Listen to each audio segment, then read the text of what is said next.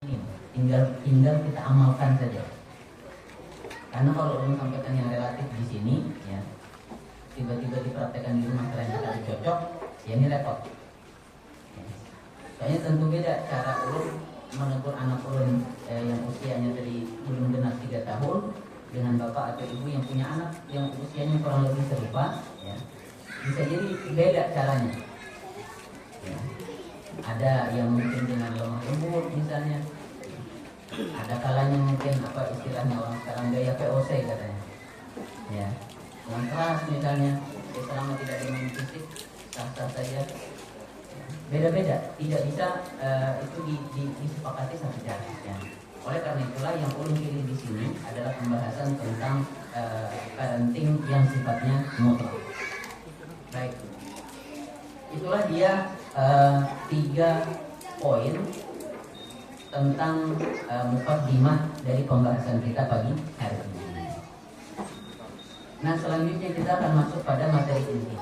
Bapak Ibu sekalian rahimani wa rahmatullah. Parenting yang mutlak, ya, parenting yang mutlak yang akan kita bahas pada kesempatan kali ini adalah cita-cita apa yang seharusnya dicita-citakan oleh orang tua terhadap anaknya. Tentu ada orang tua yang bercita-cita anaknya itu pengen nanti kalau sudah besar misalnya, ya, menjadi pengusaha, menjadi dai, menjadi pekerja pada profesi tertentu misalnya, ya.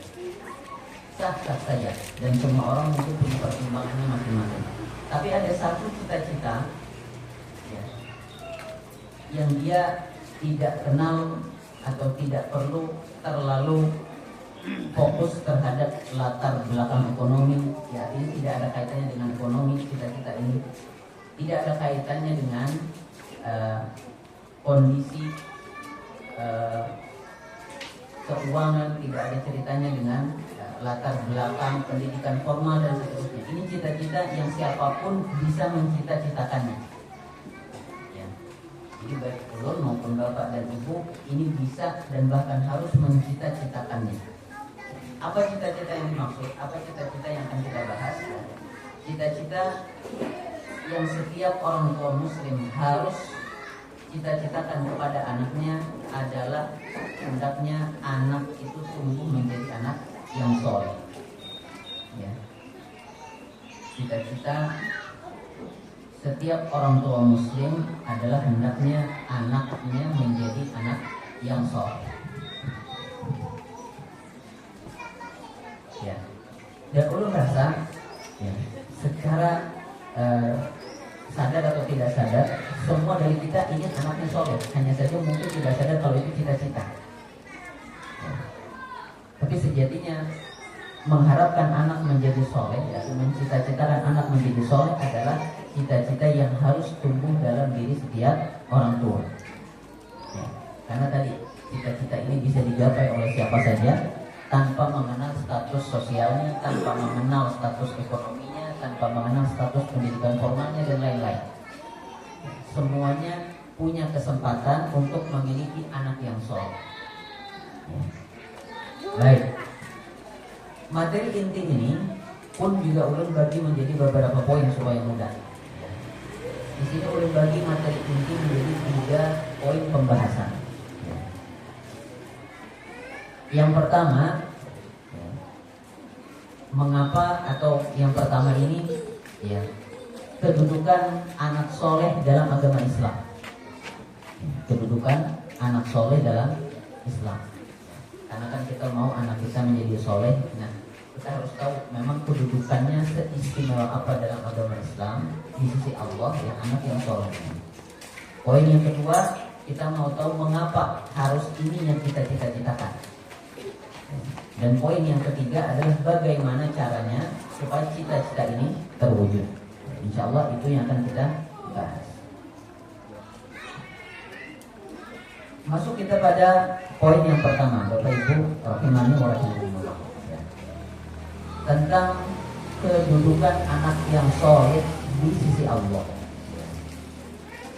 Kalau kita lihat Al-Quran, kalau kita perhatikan hadis-hadis Nabi, ya, kita akan dapati bahwasanya kesolehan seseorang atau solehnya seorang anak itu ternyata sesuatu yang sangat amat istimewa. Dari mana kita tahu? Salah satu contohnya adalah firman Allah di dalam surat As-Saffat ayat 100. Sebuah firman Allah yang menceritakan tentang satu doa Nabi Ibrahim yang beliau panjatkan. Ya, lihat yang memanjatkan doanya adalah Ibrahim alaihissalam, Khalilur Rahman. Berarti doanya kalau istilah orang sekarang bukan doa yang kaleng-kaleng. Ini harusnya doa yang berbobot. Ya. Dan banyak sekali doa-doa Nabi Ibrahim itu yang Allah abadikan di dalam Al-Quran karena bobotnya. Nah, salah satunya adalah doanya Nabi Ibrahim yang Allah ceritakan dalam surat As-Saffat ayat 100. Allah Subhanahu wa taala berfirman mengutip doanya Nabi Ibrahim, Rabbi habli minas sholihin. Nabi Ibrahim berdoa kepada Allah, wahai Rabbku, karuniakanlah untukku keturunan dari golongan orang-orang yang soleh. Nabi Ibrahim seorang nabi, alih-alih berdoa kepada Allah, ya Allah berikan saya keturunan yang jadi nabi juga. Beliau tidak panjatkan doa itu. Yang beliau panjatkan, ya Allah saya ingin keturunan yang soleh. Kenapa? Karena soleh ini ya adalah cikal bakal, adalah modal utama seseorang itu kemudian Allah angkat menjadi nabi. Dan kalaupun orang soleh tidak jadi nabi, masih tetap banyak faedahnya. Ya. Dan Nabi Ibrahim tahu keistimewaan kesolehan seorang anak. Nanti kita akan bahas, insya Allah. Tapi yang jelas di sini, saking berharganya anak yang soleh, Nabi Ibrahim pun meminta kepada Allah dengan doa ini, Rabbi habli minas sholihin. Ya. Kalau kita ada waktu nanti Bapak Ibu sekalian buka mushaf Al-Quran surat As-Saffat ayat 100 tadi, dihafalkan doanya, bisa kita panjatkan. Ya. Karena ini berlaku bagi anak yang belum lahir atau yang sudah lahir. Yang sudah besar pun masih bisa kita panjatkan doa ini kepada Allah Subhanahu wa taala. Nah, ini salah satu contoh. Contoh yang lain betapa berharganya kesolehan seorang anak. Kita tahu tidak semua keturunan Nabi itu mau ikut kesolehan bapaknya. Di antaranya adalah Nabi Nuh alaihissalam bersama anaknya. Ini ceritanya dramatis sekali. Nabi Nuh yang Allah ceritakan berdakwah 950 tahun, pengikutnya tidak banyak, salah satu yang tidak ikut malah anaknya. Ya. Seorang Nabi, dakwahnya tidak perlu diragukan, getolnya seperti apa, parentingnya tidak perlu diragukan seperti apa. Ya. Tapi karena memang kesolehan itu tadi berharga, tidak Allah berikan sembarangan. Allah lihat hati anak mana yang bersih untuk siap menerimanya. Maka anak Nabi Nuh ini ternyata tidak termasuk orang-orang yang berhak mendapatkan kesolehan tersebut karena hatinya kotor, yang pada akhirnya harus tenggelam bersama orang-orang yang durhaka kepada Allah Subhanahu wa taala. Berharga sekali. Sehingga kesolehan seorang anak ini kedudukannya sangatlah mulia di sisi Allah Subhanahu wa taala. Dan kalau kita cari di dalam Al-Qur'an, banyak sekali Allah Subhanahu wa taala sebutkan bahwa orang nanti yang beriman dan bertakwa di akhirat akan Allah masukkan ke dalam golongan orang-orang yang soleh. Ya. Allah juga sering sekali sebutkan di dalam Al-Quran, orang-orang yang soleh Allah siapkan surga yang banyak. Nah, maka tadi sebagaimana di awal kita sampaikan, kita ingin berkumpul di dunia. Kita sudah berkumpul di dunia dengan anak kita, kita ingin lanjut berkumpul dengan anak kita di akhirat nanti. Nah, salah satu kuncinya adalah dengan kesolehan. Baik. Ini salah satu ayat yang menerangkan kedudukan anak yang soleh dalam agama Islam. Lalu pengertian soleh itu apa sendiri? Apa sebetulnya pengertian soleh? Soleh ini kan biasanya setiap orang punya versinya. Rajin sholat, soleh. Rajin puasa, soleh misalnya. Banyak sekali versinya. Tapi kalau kita perhatikan, para ulama mengartikan kesolehan ya, secara ringkas, soleh itu adalah seseorang yang menunaikan hak Allah serta menjaga hubungan baik dengan manusia. Jadi soleh itu baru sah ada pada diri seseorang kalau dua unsur ini terpenuhi. Hak Allah dia tunaikan, hubungan baik dengan manusia dia jaga. Jadi tidak hanya baik ke atas, tapi juga baik ke samping. Seorang anak, oke lah dia mungkin rajin sholatnya misalnya, rajin ibadah sunnahnya misalnya. Tapi kalau dia juga misalnya, omongannya kasar sekali. Ya. Setiap kali ada yang bicara dengannya sakit hati, misalnya kasar sekali dia omongannya misalnya, ya. Atau suaranya terlalu tinggi, bahkan untuk berbicara dengan orang tua tinggi sekali suara anaknya misalnya. Nah maka ini jadi PR kita, karena kesolehan tadi ya, unsurnya ada dua. Hak Allah dia tunaikan, hubungan dengan manusia dia jaga.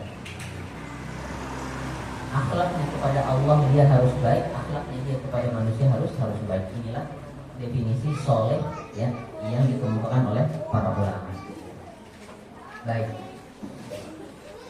ini poin yang pertama ya, Bapak Ibu sekalian, tentang kedudukan kesolehan anak ya dalam agama Islam.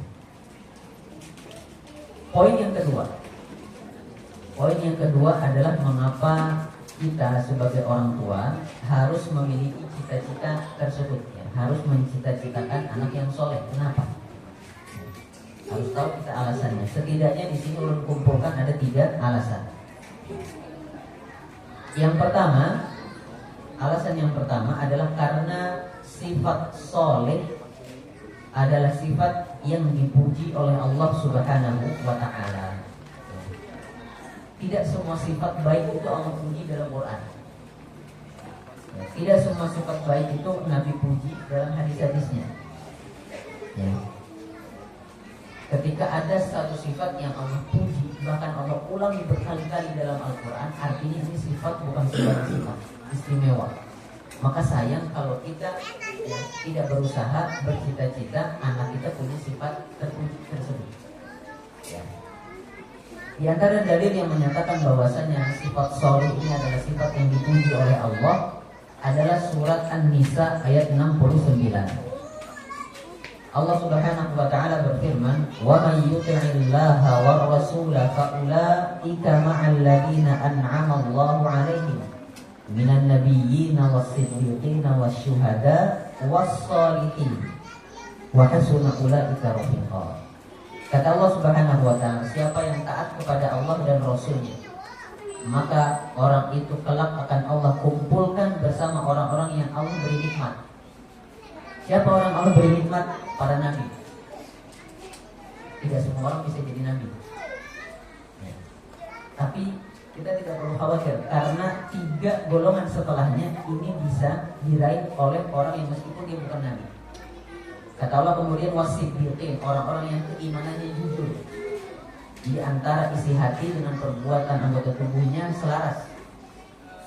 Yang ketiga asyuhada, orang-orang yang meninggal syahid di jalan Allah. Dan yang keempat as-sholihin, orang yang beriman dan bertakwa. Allah akan kumpulkan nanti dengan orang-orang soleh, yang mana orang-orang soleh ini dipastikan mendapatkan kenikmatan dari Allah Subhanahu wa ta'ala, disandingkan dengan sifat-sifat mulia yang lain, syahid, siddiq, dan juga nabi. Menandakan bahwasanya kesolehan ini adalah sifat yang sangat Allah cintai sampai Allah Subhanahu wa ta'ala memujinya. Ini alasan yang pertama. Alasan yang kedua, mengapa kita harus punya cita-cita ini ya, karena kesolehan anak adalah sumber kebaikan baginya di dunia dan di akhirat ya. Kita ya tentu tidak ingin anak kita masih kecil kemudian dia lepas pengasuhan dari kita. Entah karena kita harus bekerja jauh misalnya sehingga terpisah, atau misalnya meninggal. Seorang orang tua misalnya meninggal di saat anaknya masih kecil. Ya.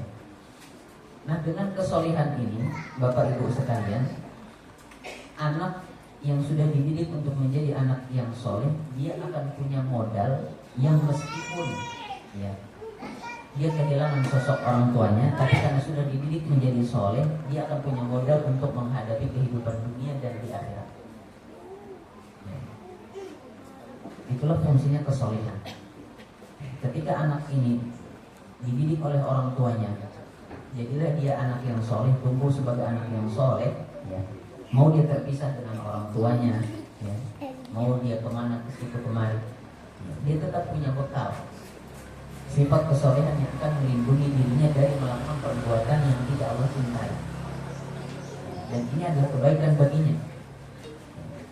Karena setiap kali seseorang itu menahan dirinya untuk tidak melakukan keburukan, atau seseorang itu mengusahakan dirinya untuk melakukan kebaikan, Allah Subhanahu wa Ta'ala janjikan akan membuahkan untuknya keberkahan yang banyak.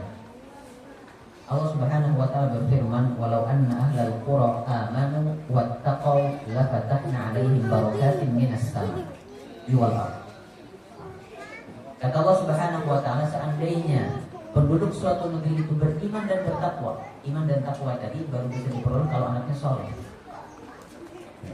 Seandainya penduduk suatu negeri beriman dan bertakwa, Allah pasti akan buka untuk mereka pintu keberkahan. Itulah mengapa kalau kita lihat para sahabat, ya, para sahabat itu kan tidak semuanya punya kelebihan pada ekonominya. Ya. Ada sahabat-sahabat yang untuk makan sehari-hari sulit. Ya. Ada sahabat yang memang dia tidak bisa semakmur sahabat yang lain kondisi finansialnya, tapi tetap bahagia.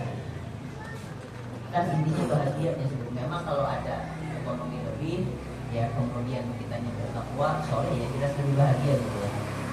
Tapi kan tidak semua akhirnya bisa punya ekonomi yang tinggi, tapi tetap bisa bahagia.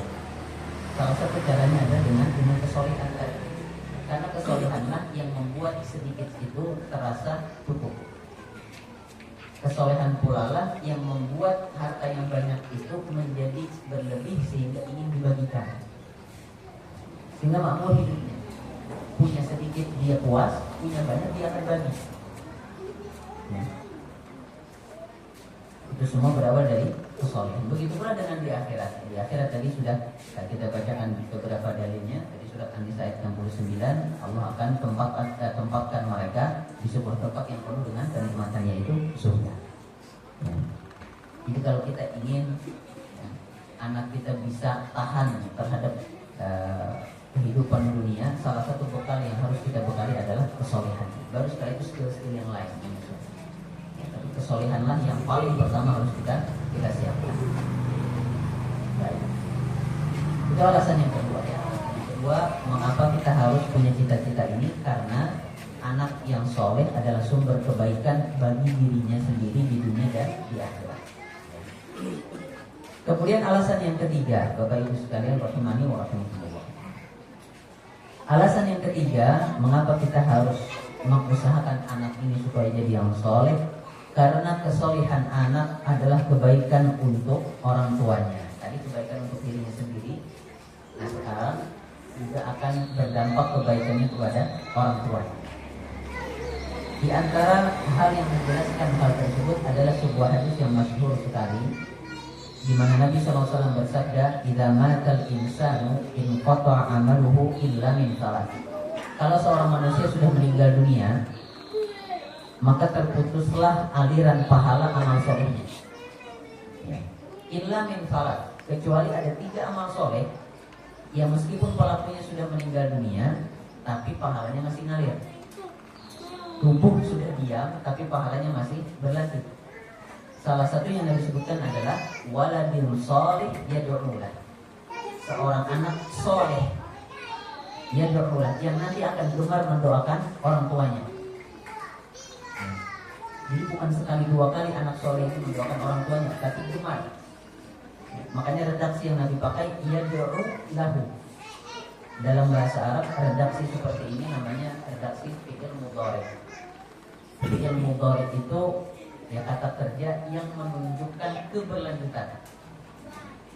Ketika Nabi sampaikan waladun soleh yad'u lahu, maka artinya anak soleh ini akan terus menerus sepanjang hayatnya mendoakan kebaikan untuk orang tuanya.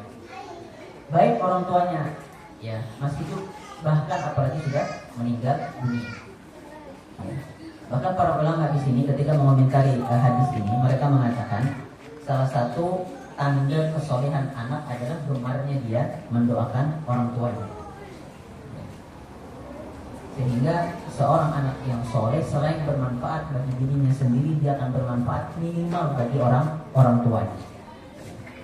Dan kita kan suka dengan sesuatu yang bermanfaat untuk semua, bermanfaat untuk dirinya, bermanfaat juga untuk orang tuanya.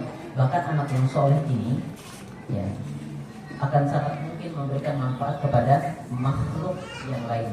Ya, entah itu manusia, hewan, tumbuhan, dia bisa ya memberikan manfaat untuk semuanya. Baik. Inilah setidaknya 3 alasan mengapa kita harus punya cita-cita anak yang soleh. Nah, poin yang ketiga, poin yang terakhir Bapak Ibu sekalian pada kajian inti materi kita pada kesempatan pagi menjelang siang hari ini adalah sekarang bagaimana caranya supaya anak ini menjadi soleh. Kan kita sudah tahu keutamaannya, sudah tahu alasannya kenapa harus punya cita-cita seperti ini. Bahkan kita tahu bahwa itu diperintahkan oleh Allah ya, artinya harus kita usahakan. Nah, sekarang caranya bagaimana? Ya, caranya tentu banyak sekali ya.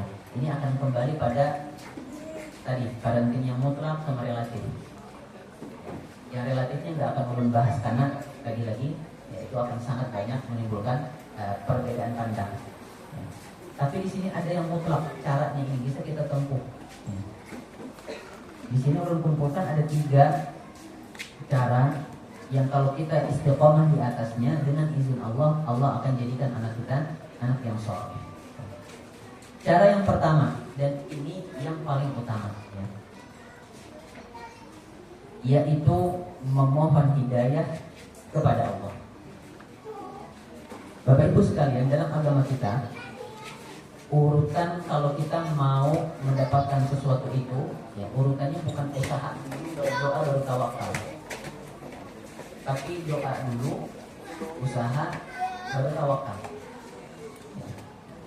Karena pada saat itu kita minta kepada Allah, ya Allah saya ingin ini dan itu ya. Kita mengajukan sesuatu kepada Allah, baru setelah itu kita tempuh caranya. Dan dengan cara inilah biasanya kita akan lebih terhindar dari sifat sombong ketimbang kalau yang dimulai usahanya dulu. Biasanya karena usaha dulu, sukses, lupa, cenderung lebih mudah untuk lupa. Tapi kalau dimulainya doa dulu, baru kemudian usaha, kemudian dilengkapi dengan tawakul, maka ini dengan izin Allah akan menghindarkan kita dari kesombongan. Nah, cara yang pertama ini adalah memohon hidayah kepada Allah Subhanahu wa Ta'ala. Kita mohon hidayah untuk diri kita sendiri sebagai orang tua dan juga untuk anak-anak kita. Ya. Mengapa demikian? Karena ya, kesolehan anak ya, itu bukanlah hasil dari payah kita semata, bukan karena keilmuan parenting yang kita miliki, bukan itu. Kesolehan anak kuncinya adalah hidayah dari Allah Subhanahu wa Ta'ala. Karena kalau patokan kesolehan anak itu hanya berdasarkan usaha kita, harusnya anak yang paling soleh anaknya Nabi Nuh tadi.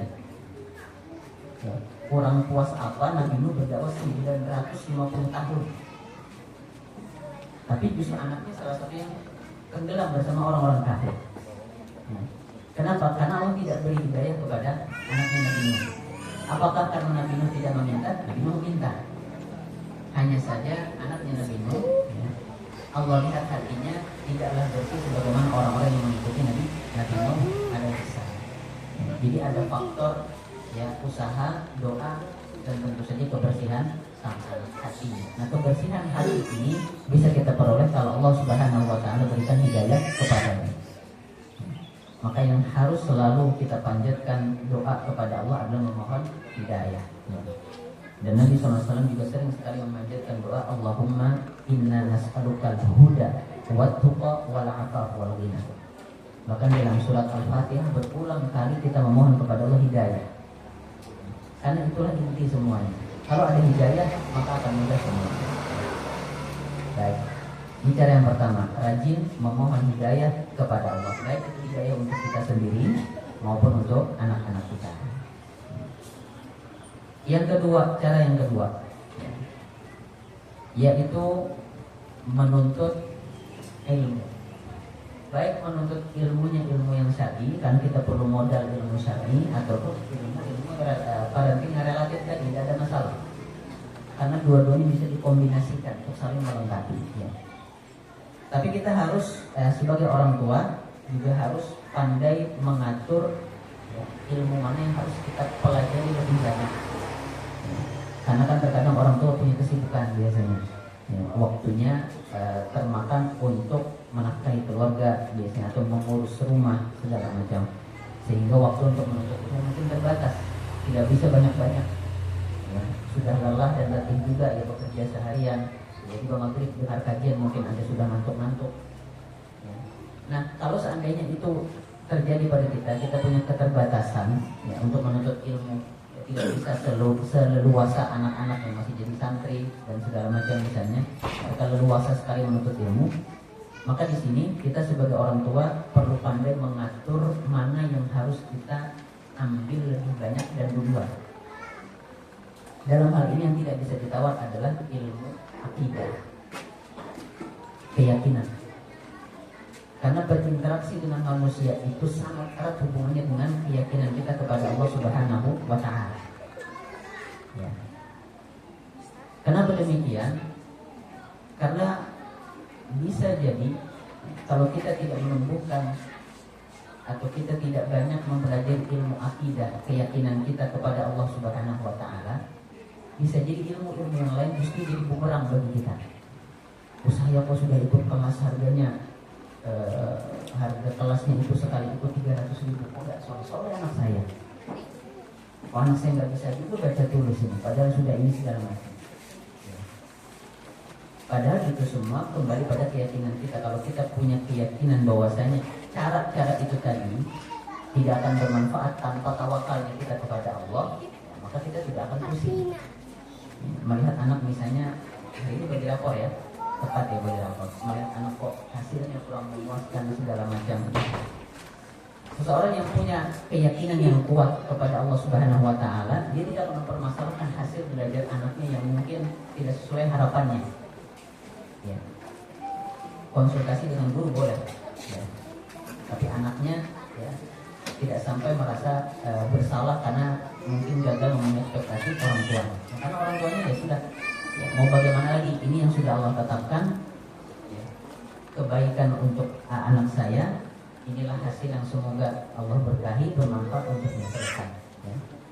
Dan biasanya orang yang tebal keyakinannya kepada Allah, tebal tawakalnya kepada Allah, ya, akan cenderung lebih selamat mentalnya.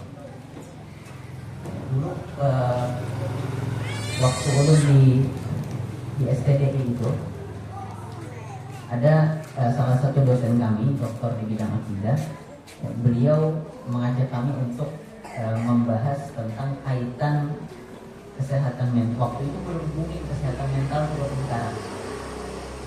Kaitannya akidah, ya, khususnya tawakal dengan kesehatan mental.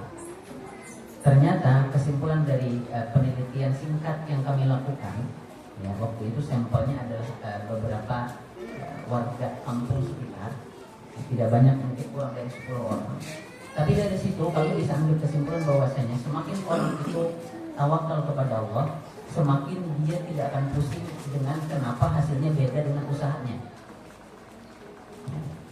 Usaha saya ini sudah luar biasa, kok hasilnya tidak sesuai. Nah, kalau orang kuat tawakalnya, dia biasa-biasa saja, ya sudah. Setidaknya saya sudah berusaha, Allah kasih segini, jadi itu saya ridho. Nah, ini penting untuk keberlanjutan kita mendidik anak, karena kan mendidik anak ini panjang sekali waktunya, bertahun-tahun. Ya. sehingga perlu tenaga yang sangat kuat. Nah, tenaga yang sangat kuat ini bisa kita ambil dari ilmu akidah. Ini salah satu contoh bagaimana orang tua juga menuntut ilmu sebagaimana anaknya menuntut ilmu. Kalau kita punya keleluasaan untuk menuntut ilmu yang lain, alhamdulillah ya. Kita bisa ikut kajian fikih, kita bisa ikut kajian keluarga, adab akhlak, kajian-kajiannya alhamdulillah. Tapi kalau seandainya sangat terbatas, paling tidak yang kita dahulukan adalah akidah. Kita perlu bangun fondasi yang kuat dalam hati kita untuk mendidik anak kita. Dan yang terakhir, ya, cara yang terakhir, bukan yang terakhir sebetulnya ya, maksudnya cara yang ketiga yang bisa ulun sampaikan di kesempatan kali ini, supaya anak ini menjadi anak yang soleh dengan izin Allah adalah orang tua, ya kita semua hendaknya istiqomah di atas iman dan amal. Istiqomah di atas iman dan amal orang tua. Ya. Selain orang tua yang istiqomah di atas iman dan amal ini akan menjadi contoh baik bagi anaknya, iman dan amal ini yang kalau kita istiqomah di atasnya juga bisa menjadi salah satu sebab Allah Subhanahu wa ta'ala berikan hidayah kepada kita dan kepada anak kita. Allah Subhanahu wa ta'ala berfirman dalam surat Yunus ayat 9, Innal ladzina amanu wa 'amilus shalihati yahdihim rabbuhum biimanihim. Kata Allah, sesungguhnya orang-orang yang beriman dan beramal soleh, apa balasannya? Yahdihim, Allah akan berikan petunjuk. Tadi kan di awal kita minta hidayah. Nah sekarang kita cari jalan supaya dapat hidayah tadi sehingga anak jadi soleh. Salah satu caranya yang ketiga ini adalah beriman dan beramal soleh. Sehingga dengan itu mudah-mudahan Allah Subhanahu wa ta'ala berikan hidayahnya kepada kita dan juga kepada anak-anak kita. Orang tuanya soleh, anak-anaknya pun juga soleh. Karena sekali lagi keinginan kita adalah bagaimana kita berkumpul kembali nanti di akhirat. Tidak ingin kita terpisah. Ya, kita tidak ingin terpisah karena terpisah di akhirat itu ya, antara surga dan neraka, bukan antara tingkatan surga, tidak. Ya. Karena Allah Subhanahu wa ta'ala nyatakan kalau salah satu anggota keluarga berada di tingkatan surga yang lebih tinggi dibanding keluarga yang lain misalnya, keluarga yang lain yang tingkatan surganya lebih rendah akan dinaikkan, diikutkan ke atas. Ini pasti terkumpul kalau sudah masuk surga. Nah yang repot ini kalau alamnya beda tadi. Dan kita tidak ingin itu. Kita ingin tertawa kembali bersama anak-anak kita di akhirat nanti. Kita ingin sebagaimana ya di dunia kita menikmati makan, kita minum, kita bersantai, kita dengan anak dan keluarga. Di akhirat pun kita juga demikian. Wallahu a'lamu bishawab. Ini yang kita rasa bisa bahas pada kesempatan pagi hari ini ya, tentang cita-cita setiap orang tua muslim, yaitu menjadikan anaknya anak yang soleh. Untuk selanjutnya ulun persilakan bagi yang ingin bertanya.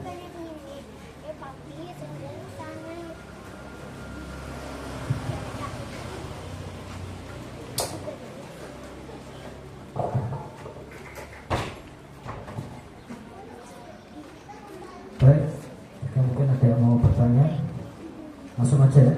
Tanpa mic bisa angkat tangan kemudian disampaikan ke Ustaz. Silakan dari Bapak atau Ibu.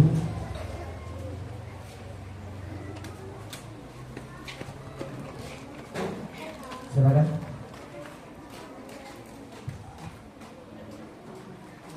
Sekitar 15 menit, insyaallah kita akan tanya jawab bersama Ustaz. Kalau pakai kertas boleh diserahkan ke saya atau langsung juga silakan bisa berdiri atau angkat tangan, perkenalkan nama dan menyampaikan pertanyaannya kepada Ustaz.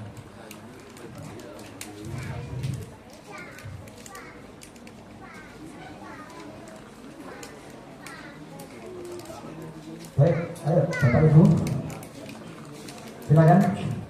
Ada yang bertanya? Mungkin saya dulu begini, saya mulai dari saya dulu mau bertanya pada Ustaz Baginda Hasan ini. Ustaz, mungkin saya mau bertanya bagaimana kalau mungkin anak kita sudah terlalu gagal dalam dalam perilakunya dan sebagainya, sehingga kita harus mulai dari nol, dari permasalahan ini harus kita selesaikan. Bisa Ustaz sampaikan. Bismillahirrahmanirrahim. Wassalatu wassalamu ala Rasulillah. Pertanyaan yang bagus menurut ulun ya, tentang bagaimana kalau situasinya anak ini sudah terlanjur, katakanlah yang sudah terlanjur keluar jalur gitu ya, mohon maaf kalau bahasa yang dipakai kurang baik ya, katakanlah demikian misalnya. Sedangkan kita masih punya cita-cita supaya dia menjadi soleh. Apa yang bisa kita lakukan ya? Yang bisa kita lakukan masih sama dengan 3 cara tadi: berdoa, memohon hidayah, kemudian yang kedua orang tuanya terus menuntut ilmu, yang ketiga orang tuanya terus di atas iman dan amal ya. Karena tiga cara ini dia akan sangat berfungsi untuk segala hal, untuk segala situasi. Ketiga cara ini bisa dipakai ya. Jadi katakanlah harus memperbaiki akhlak anak misalnya yang sudah terlanjur terkontaminasi dengan pengaruh media sosial misalnya ya, atau pengaruh lingkungan misalnya dan segala macam. Yang bisa kita lakukan adalah tiga perkara ini tadi ya. Terus memohon kepada Allah Subhanahu wa Ta'ala sambil kita coba benahi apa yang bisa kita benahi dengan cara-cara atau teori-teori parenting yang relatif tadi kita lengkapi ya. Kita sudah berdoa, memohon hidayah, menuntut ilmu, alhamdulillah jalan, iman dan amal alhamdulillah masih kita usahakan istiqomah.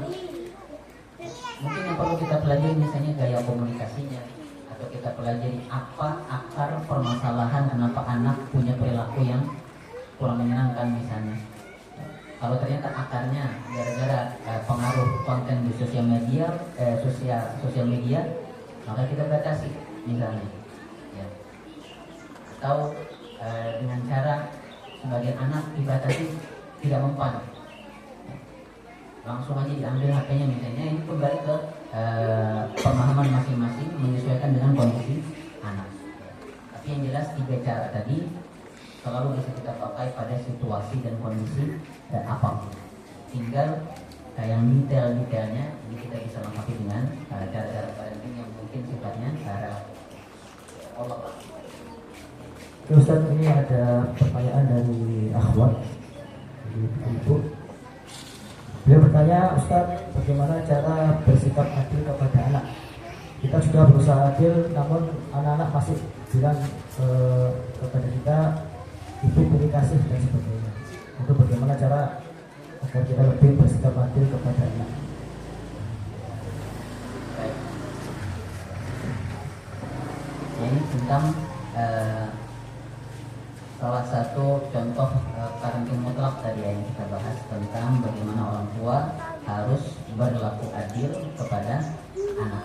Nah, pertama, kalau kita lihat redaksi hadis yang tadi kita bawakan, sebagian ulama mengatakan keadilan di sini ya, sangat ditekankan pada urusan pemberian, memberi hadiah.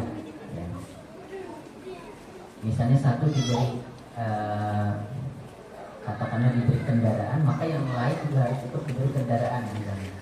Nah, kemudian kalau ternyata responnya malah justru merasa tidak adil, ya, maka lakukan sebagaimana dilakukan oleh Bashir, yaitu Bashir setelah kejadian ini beliau mengevaluasi diri. Hebat para sahabat ketika dapat teguran keras dari Nabi, tidak masuk ke hati, dalam hati tidak sakit hati. Beliau pulang, beliau introspeksi, beliau evaluasi, beliau muhasabah. Akhirnya apa? Beliau tunda pemberiannya sampai mampu sehingga semua dapat. Nah, tentunya akan kembali pada cara kita masing-masing. Bisa jadi anak bilang pilih kasih itu karena kadang ulun bicara dengan kapasitas pengalaman yang sedikit, ya. Bukan pengalaman yang banyak, pengalaman yang sedikit. Ya. Ulun punya saudara dua. Ulun anak pertama, ada saudara dua. Ya.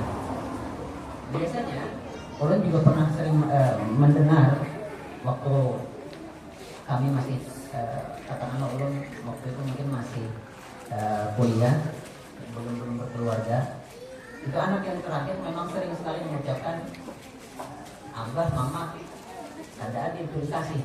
Kakaknya kada bisa disariki, ulun disariki terus. Padahal bisa jadi bukan karena itu, bisa jadi pas ulun disariki itu belum lahir. Jadi dia tidak tahu betapa dulu ya sama aja, semuanya dimarahi, semuanya ditegur. Ya. Semuanya diberikan hal yang sama, hanya saja anak yang paling kecil biasanya tidak melihat proses bagaimana yang lain diperlakukan yang sama. Biasanya faktornya itu perlu kita pertimbangkan juga. Jadi silakan kita evaluasi komentar anak ini, kita evaluasi, kita periksa ini apakah karena memang kita yang tidak adil atau jangan-jangan pendapat dia saja. Artinya semua yang salah kita tegur. Semuanya punya konsekuensi yang sama. Semua kalau ada satu yang dapat pemberian, semuanya dapat misalnya. Selama kita yakin sudah melakukan itu, berarti komentar ini ya, harus kita luruskan. Kita sampaikan kepada anak kita bahwasanya kakakmu juga pernah di posisimu, tapi kamu tidak lihat.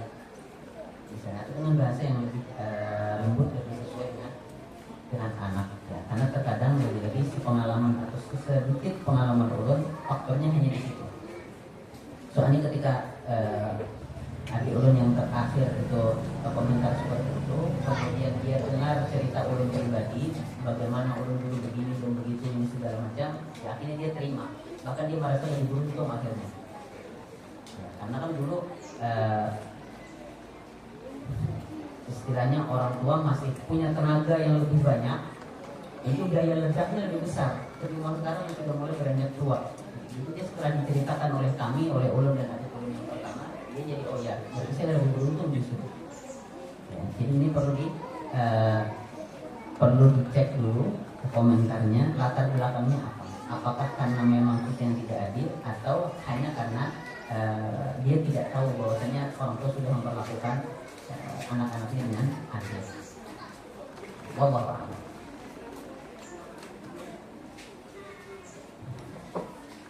Oke, yang lain mungkin dari Bapak ini belum ada. Jadi Bapak bisa langsung aja angkat tangan untuk menyampaikan pertanyaannya. Silakan. Masih tersisa sekitar 7 menit. Kita manfaatkan untuk bertanya pada Ustaz. Yang lain dari ibu-ibu bisa, kalau mau nulis di kertas bisa ditulis atau langsung menyampaikan juga bisa.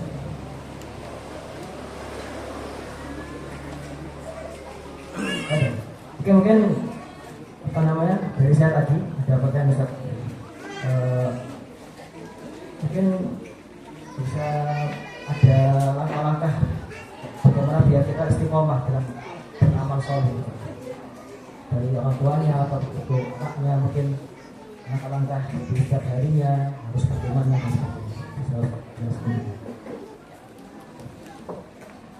Baik, pertanyaan selanjutnya tentang bagaimana tadi cara yang ketiga, istiqomah di atas iman dan amal.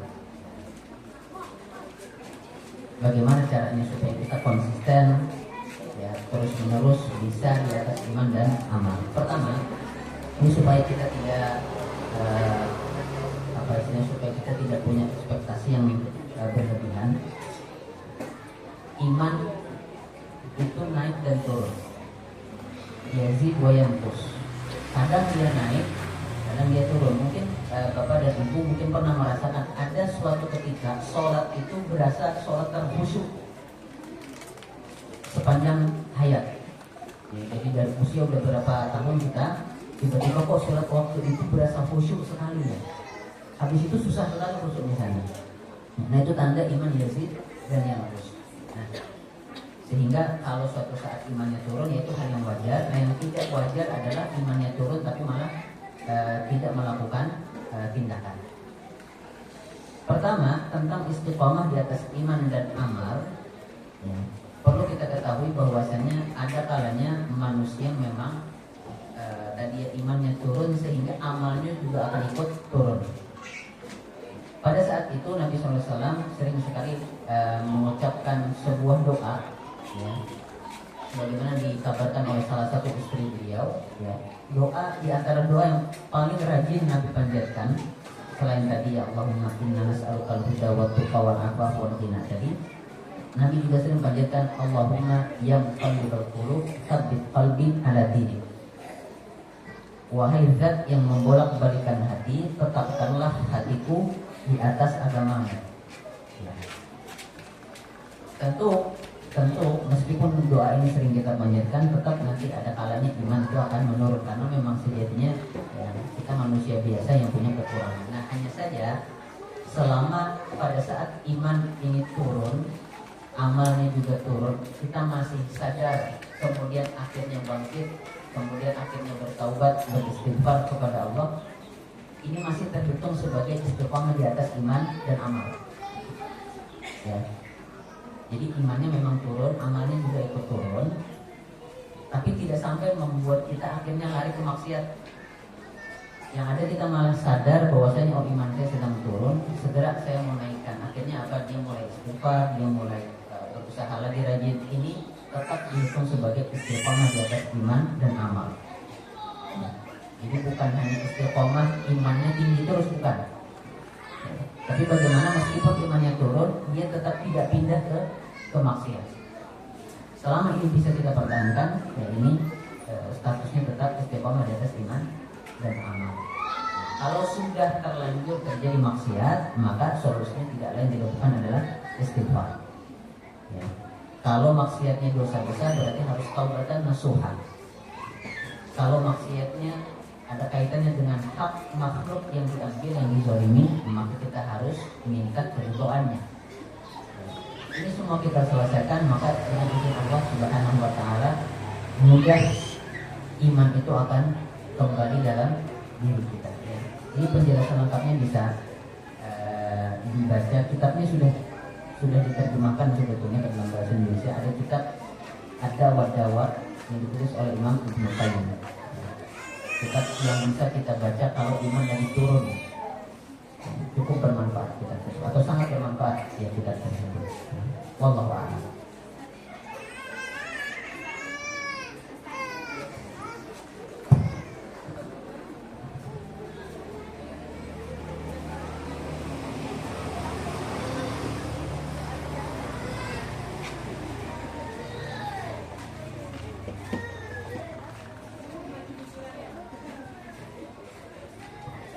Assalamualaikum warahmatullahi wabarakatuh.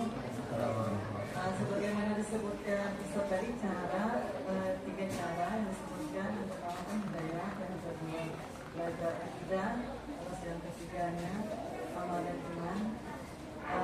Yang kami tanyakan bagaimana solusinya seandainya hanya satu orang tuanya saja yang semangat dalam mendidik anak yang soleh gitu, Ustaz. Seperti tidak semangat, salah satunya lah bagaimana solusinya dan semangatnya Ustaz. Itu saja. Jazakallahu khairan. Barakallahu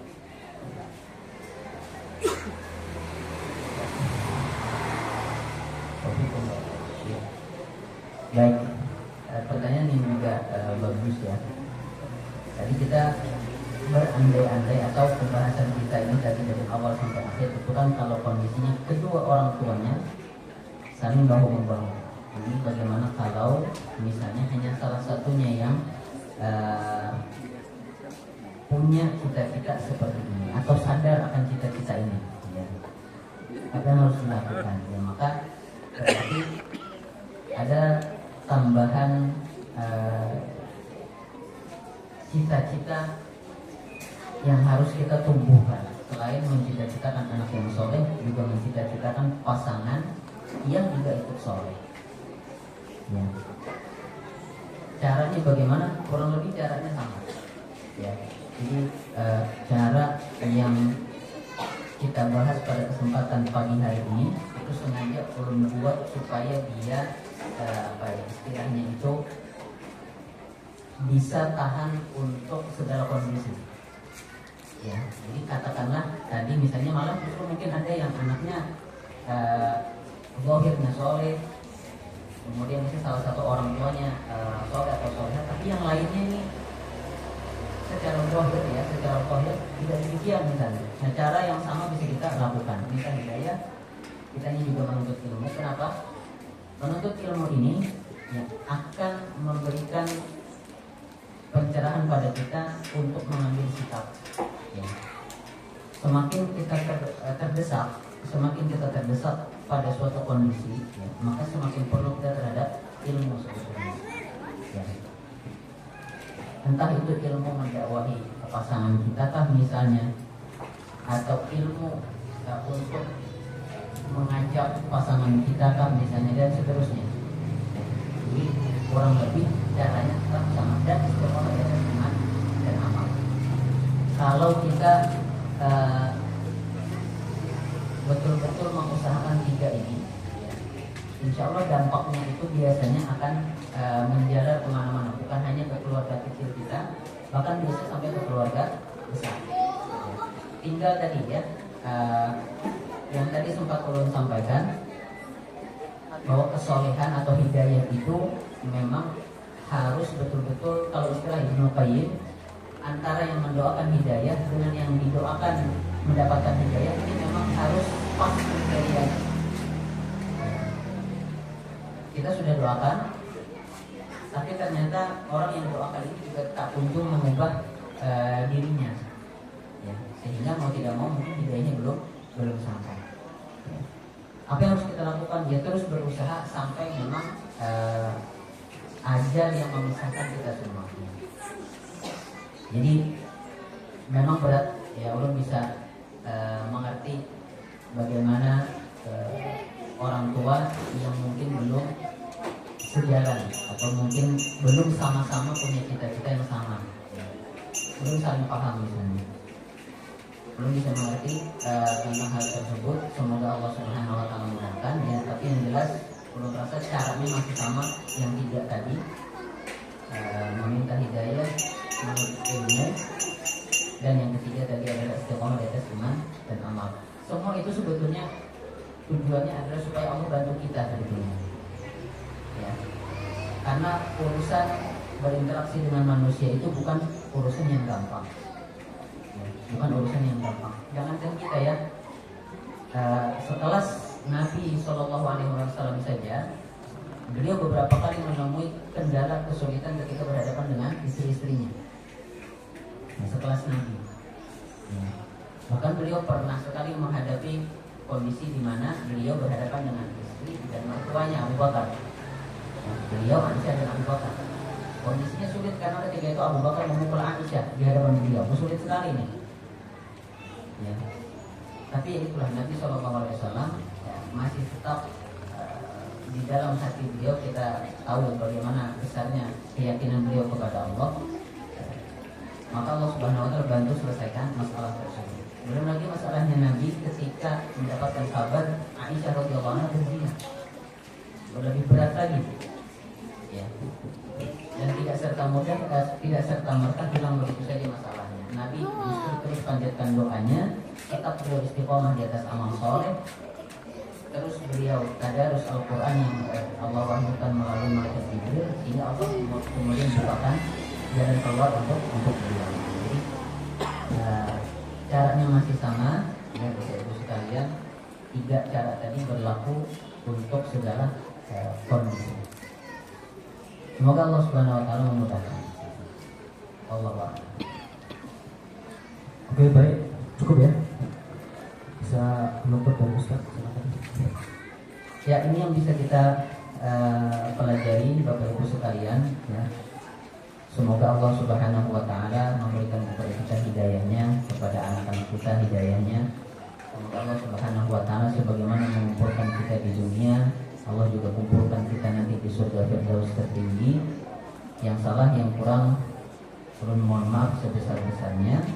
Wallahu a'lamu bis-shawab. Wa sallallahu ala nabiyyina Muhammadin wa ala alihi wa sahbihi wa sallim.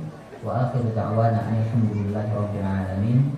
Wassalamualaikum warahmatullahi wabarakatuh.